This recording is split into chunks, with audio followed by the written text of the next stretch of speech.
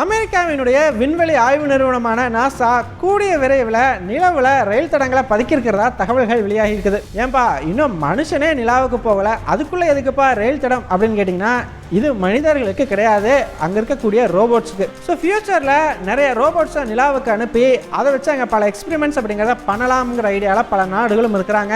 அப்படி பண்ணும் பொழுது இங்கேருந்து அனுப்பக்கூடிய பேலோட்ஸ் இன்ஸ்ட்ருமெண்ட்ஸ் எல்லாத்தையும் ஒரு இடத்துல இருந்து இன்னொரு இடத்துக்கு கொண்டு போய் சேர்த்துறதுக்காக இந்த ரயில் தடங்களை பயன்படுத்த போகிறதா சொல்லியிருக்கிறாங்க. ஸோ இந்த ரயில் தடங்கள் பார்த்தீங்கன்னா பூமியில் இருக்கிற மாதிரி இருக்க போகிறது கிடையாது. அதுக்கு பதிலாக மேக்னெட்டிக் லெவிடேஷன் அப்படிங்கிற ஒரு முறையை பயன்படுத்தி மிதந்துகிட்டே இந்த ரயில்கள் பயணிக்கிற மாதிரி வடிவமைக்க முயற்சி பண்றதா தகவல்கள் வெளியாகி இருக்குது. இந்த ரயில்கள் எல்லாம் 0.5 மீட்டர்ஸ் பெர் செகண்ட் அப்படிங்கிற ஒரு வேகத்தில் பயணிக்கலாம் அப்படின்னு எதிர்பார்க்கப்படுது. ஸோ கூடிய சீக்கிரம் நிலாவில் ட்ரெயின் போகுது பாரு அப்படின்னு சொல்லி குழந்தைகளுக்கு சோறுற்ற காலம் வரலாம் அப்படின்னு சொல்லி நம்ம நம்பலாம். நீங்க என்ன நினைக்கிறீங்க அப்படிங்கிற உங்களோட கருத்துக்களை மறக்காம கமெண்ட்ஸ் சொல்லுங்க. நன்றி.